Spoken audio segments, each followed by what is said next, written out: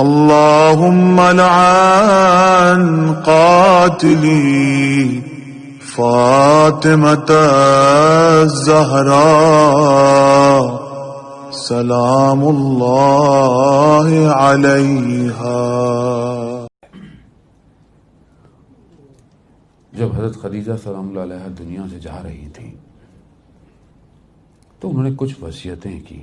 رسول خدا کی خدمت میں، کچھ وصیتیں کی۔ ایک وصیت یہ تھی کہ فاطمہ چھوٹی ہے، ماں سے محبت بھی ہے، خیال رکھیے گا کہ کوئی اس کو تماچا نہ مارے۔ اللہ اکبر۔ یا حضرت خدیجہ، جب تک رسول خدا زندہ تھے، جب تک یہ نہیں ہو پایا،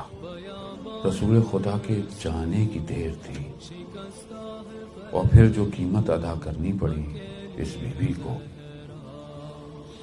کہ کس طرح انہوں نے رونے پر پابندی لگا دی حضرت سیدہ، جو اپنے باپ کے لیے رو رہی ہے، اپنے باپ کے جانے کا غم ہے اس کے لیے رو رہی ہے۔ ہاں مگر یہ آئے اور انہوں نے آ کر جو کیا، بہرحال آپ مصائب سنتے آ رہے ہیں، سن بھی رہے ہیں، سنتے رہیں گے بعد میں، تو گزرا وہ آگے بڑھوں گا۔ یہ جانتے تھے کہ وہ دروازہ ہے جس پر رسول خدا 6 مہینے سلام کرتے رہے، السلام علیکم یا اہل بیت نبوہ۔ دنیا کو دکھا رہے تھے یہ دروازہ کیا ہے، اس دروازے کی قیمت کیا ہے، اس دروازے کی حیثیت کیا ہے،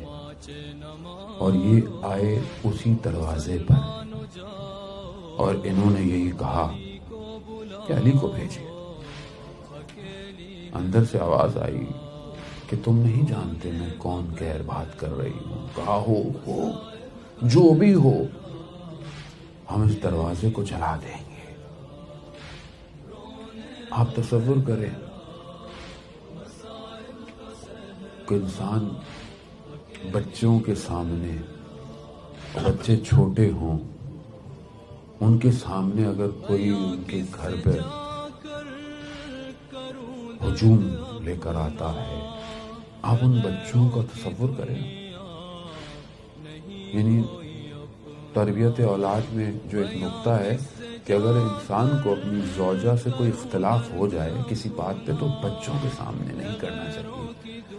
بچوں کے سامنے بات اونچی آواز میں نہ کریں۔ کیوں؟ کیونکہ بہرحال بچوں پہ اثر پڑتا ہے۔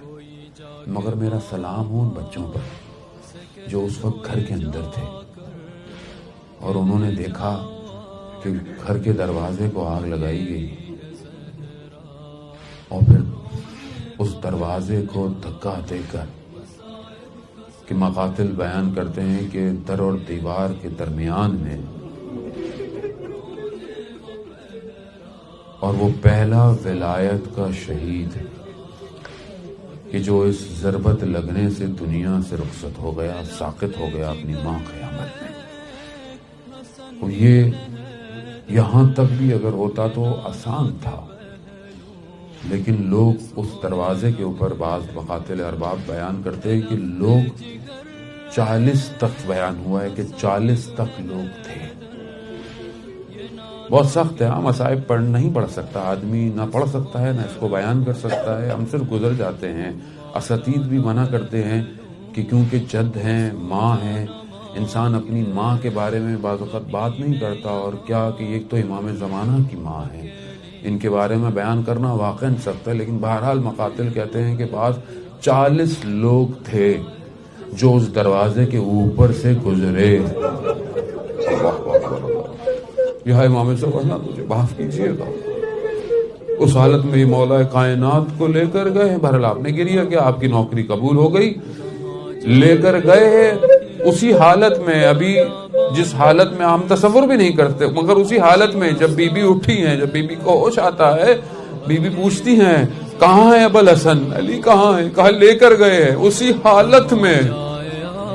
میری بی بی اٹھی ہیں، گئی ہیں، انہوں نے دیکھا کہ امام علی کو لے کر جا رہے ہیں، مقاتل میں ان لعینوں کے جملے ثبت ہیں کہ جنہوں نے دیکھا کہ بی بی روک رہی ہیں، روکنا چاہ رہی ہیں، مگر ان ملونوں کی آواز آئی کہ فاطمہ کا کام تمام کر دو، فاطمہ کو ختم کر دو۔ ہاں عزاداران محترم، انہوں نے ایسا کیا، گو کہ وہ آ گئیں، گو کہ مولا کائنات گھر آ گئے، وہ بیٹھی رہی، مگر اس کے بعد فاطمہ اپنے گھر کے اندر رہی، پھر فاطمہ کے لیے چلنا مشکل ہو گیا۔ مقاتل بیان کرتے ہیں جب مدینہ کی عورتیں گھر آتی تھیں تو یہ دیکھتی تھی کہ یا سیدہ، اے ہماری بیوی، ہم روز آتے ہیں تو آپ کو کل سے کمزور پا رہے ہیں، آپ کا بدن ٹکڑے ہوتا جا رہا ہے، جیسے کوئی سایہ ہے اس سائے کی طرح ہوتی جا رہی ہے۔